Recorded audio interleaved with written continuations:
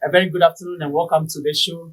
This is Jasper Media, and today we are hosting officials from NPRA who are going to share some insights with us concerning pension. So, in studio, we have Madam Nanekria, who works within the Corporate Affairs Directorate, and so she is our special guest and will be giving us some insight. My name is Raymond Ariaga. I'm Emmanuel Abanfa. Patricia Money. Christabella. All right, Auntie Nanekria, welcome to the show. Thank you. All right, so today we are hosting you and we're talking about Ghana's Tier 2 pension. My colleagues still have more questions. Let's get into it. So, this Patricia, if I may ask, how can contributors access these funds from the private trustees? Okay, just as I said, because we regulate it. For example, you see, we are regulators. We don't deal with money. We don't see the money, but we see the activities and how they work with the money. So if you hear, what's the name? Patricia, you work with a company and then your company has their tier 2, which let's say a peer trust, and then they are paying to a peer trust. And so after 50, 60 years, when you take your money, it's simple. You go to a peer trust with your documentation. But usually when you go on assignment, your company will say later, they say that you're retired. You go to a peer trust. I, Patricia, I'm now 60 years, I've been to my documents. I want to pay my benefits, my tier 2, or tier 3, or whatever it is. You go to your system, you show your statements, everything good, you're fine. Which account are you paying to? Bank B, okay. In 7 working days, 7 or 4 working days, place that you paid. Easy go, you enjoy your money. Wow, that's how it is. And there are no issues on any discrepancies as maybe you're paying or wasn't paying, no issues. But if there are, that's where it escalates to us. So for example, it's for 30 years, 30 months, but only see 20 months. Where are the 10 months? Exactly. The employee is saying that, oh, I've paid. What is the report to show that you paid? And when there's a battle between the employee and the employer, and then it goes to the trustee, Master, these are the records you didn't pay. So we need you to pay. At that point, your trustee cannot take charge. Your trustee, a peer trust, will report it to us because we have the powers to prosecute. At NPRA, I have a contributor, Patricia, with a peer trust. She's supposed to get 30 months. She has only 20 months. The employer is a Cloku company, and they didn't pay, but they need to pay per the law. So we got them to you, okay. Cloku company, why haven't you paid? What was the challenge? Oh, there's an oversight, we forgot. Okay, when was that? 10 years ago. We calculate up to the current investment fraternity for you with a penalty, and then give you the calculator for you to pay. I cannot pay. Let's negotiate. Okay, installments, 3 months, 6 months, a year. We all agree to start paying. I cannot pay, take it to the whatever it is, can have. I mean, it goes to the asset collection, whatever, to make sure that you have sorted the person out. So now, in clear words, we want you to tell us some of the challenges, some of these challenges that you face as regulators. So currently, one major challenge that we face as regulators is the data. We have data that is popping up with different dates of birth. Someone we employed 20 years ago, he or she says he was born in 1990. He started working. Now we're just 25. So it's 35 years.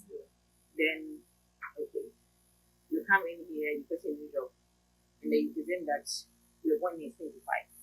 Then when you were 1990, that time, he started paying you. Now, if you are saying in 1990, it means that you probably, let's assume that you retire at 35, right? So your employer says you're 1990, so you say you're retiring now. Then your new company says you have 5 years more.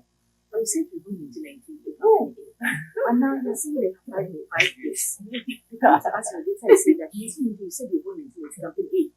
And then company B is 1995. Oh, you 5 years. What makes it? That time, no, it was a mistake. People are not honest. And these are not honest. For example, these security agencies, they have to control. You are 50 years saying you're 30 because you want to be then when you really catch you, it becomes a problem with us. Now you're facing that you have to go on pension. No. I have 10 years or 5 years because it's my actual age. Who is there to verify? And that time, we're not in the digital world. How do you verify? when you go to school, my students will lapse. My headmaster is dead. Oh. Why is not there? I cannot get access to. Why says that time the school there is flood, there is that kind of thing. That kind of thing. What happens? So data collection, it's a problem now. But now we are trying to this software using the because now we're using only the Ghana verification. I think yesterday or today we just published a communique that now we're using a Ghana card, just like the banks. For all this, if you don't have it, you don't use it. You see, and now the fingerprint isn't working. So sometimes the biometrics also working. So the major thing is a data challenge. You see, people are lying about the date of birth, giving codes. So now, how someone will tell you that I went to, instead of writing 5, the person wrote 8. So you see, and sometimes you knew. You know how the 5 and 8, I mean, if you are in a rush. So that time, so we encourage that when you're filling forms, take your time and go through. If you can only read and write, make sure that it is 1995, not 1998. 5 and 8, some people will just rush it, it becomes 5 or 8. That time has been 10 years ago. The person is dead. The person has relocated. How can you justify? So we advise that for data and for other purposes, check things. If you find it, update it at time. Don't wait until 5-10 years. Going into the future, what are some of the reforms that NPRA is looking at to ensure that some of these challenges are being addressed? So it's about the data. So now we have something called RBSS. So risk-based system.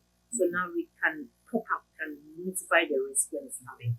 So it's a system, RBS, risk-based system. So now if the trustees and rule people, the software can spot it on the risk, the challenge. So we solve it, it doesn't escalate. Right? So now if you do, for example, we've done thousands, we realize that none of them is gonna catch. In the next 5-10 years, it will be possible for us. Because they want your fans, it's not you. We can't verify you. Then go back to the Ghana card, rectify before we can give you the license. So we are taking risk measures to make sure that we don't get into those waters that we were some years ago, because they're all going to get our world, they know how these things are. And we want people to enjoy pension and have the trust. These are the things we have to do. Sanitize the environment, the system, make it genuine, transparent. That if you don't do this, because you know we have frauds and other people coming in. So if we're able to find out your risk, because if you don't verify the Ghana country, you can basically pay money into people's accounts. But if that's the only verification of biometrics, you cannot. But if it cuts someone's fingers now, the cells are dead. They don't work on the machine. You see, so it's a risk we are now spotting. Law of don't give you money, use more money that you want to cut that conversation. Yes, I went on pension, actually my data was good.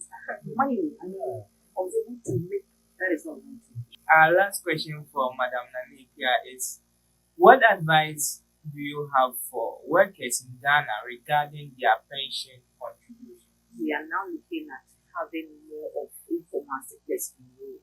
I will urge you to go to our website. We have our reports and other things. It's very educative materials that you can mention. We have a lot of people on the formal sector, for government workers, before your money hits your account, all these taxes are gone before it comes to you.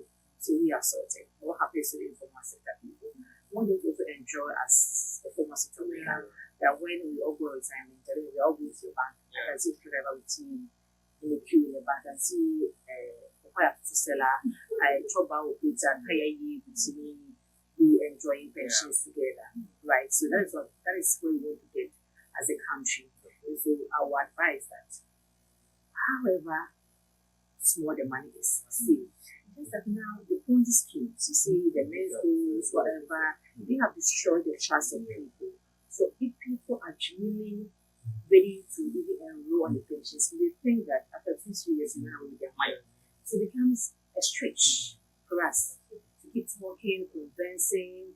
Even have people with great testimonies, they think that you've done some connections with them. Yes. So it's something that's, for me, I call it a national security problem. We need to all be alarmed that people are retiring and they're getting poor.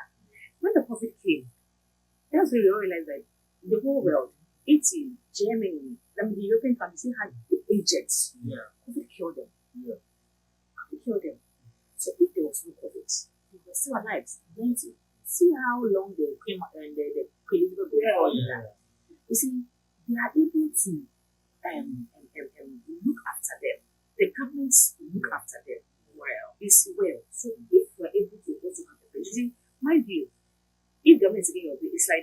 Because vulnerability governments, so the trustees, I mean, they basically take the money to the banks. And the banks are treated by the original governments. So the money is there for all this while. And then you are there. And then you go on 60, or when you're on 60 years. And then people are, you are going to the bank to save the money. This company's taking care of you. You may even source your contribution. But if you're not there, you still be paying you once you die. Madam Napier, we are so grateful for your time on Jasper Media. So, all right, so thank you very much for joining us on Jasper Media. See you same time next week on this podcast. Bye-bye.